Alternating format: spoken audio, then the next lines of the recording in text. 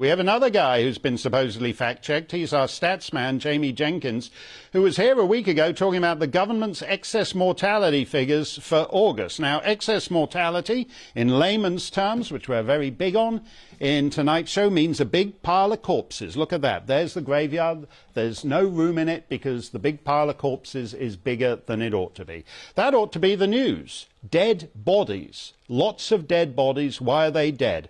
But in fact-check world, that's unimportant. Jamie Jenkins joins us. Jamie, what did you make of being on the receiving end of this? First of all, who are these guys who did the fact-check of you?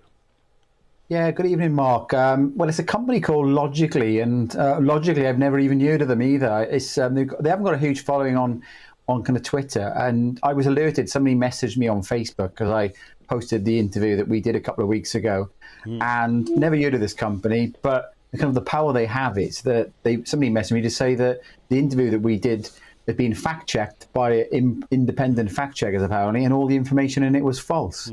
So I thought, okay, I'll take a look at this myself. And I've done many fact checks myself, Mark. I think one of the reasons I was on originally with you on the show is looking at some of the things you that fact-checked you me. were telling me. You fact-checked you, and rather than you ignore it, you kind of got me on the show. We had a good debate about the facts and the figures.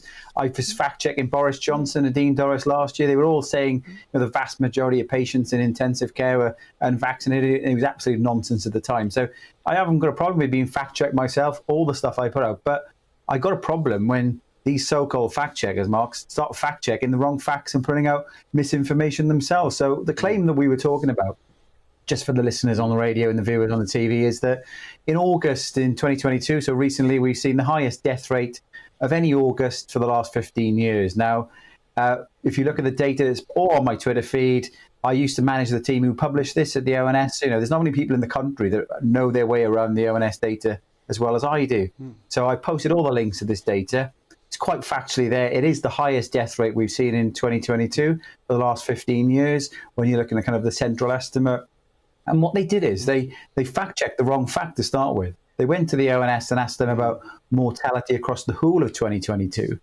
We weren't even talking about that. So first tip, Mark, if anybody is going to start doing a career in fact-checking, check the correct fact. So that was the first mistake. Second thing, which not only you've been covering, now we've seen it across many different shows, different newspapers as well, that they claim, and I quote, they said there's no indication of a concerning trend of excess deaths. Now, I have no idea what data they're looking at because this is all over the place. We've seen excess deaths for 20 weeks across the country, 22 weeks probably, in fact, now.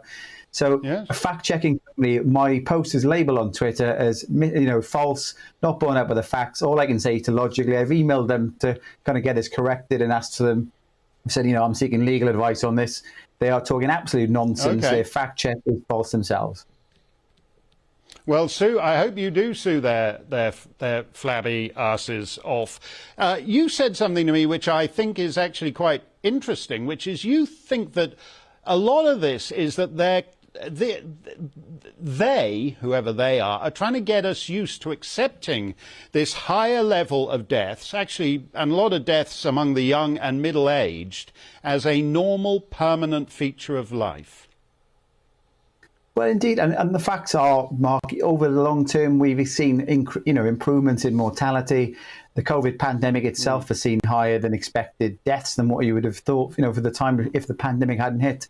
But the story of the last 20 weeks, Mark, is when you do take those COVID deaths out, because we did have a mini wave through the summer, is that you can't deny the figures that, in particular, people between the ages of 40 and 60, the number of deaths are much higher than what you would expect. Now, the numbers I'm putting out, actually, Mark, are lower than what the ONS actually say themselves. And they're saying my numbers are wrong. The numbers are slightly lower because I'm accounting for the fact that we have more older people in the population.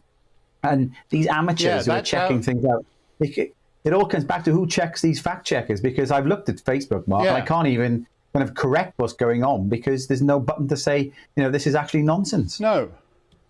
No, who fact-checks the fact-checkers? Jamie is totally responsible. He always adjusts the numbers, the comparative numbers, to take account of our ageing population. But when you do all that, you're left with the fact that young and middle-aged people are dying in numbers that ought to attract the attention. Unfortunately, Ofcom and Full Fact and all these guys would rather we just shut up about it. Thank you very much, Jamie. It's always good to see you.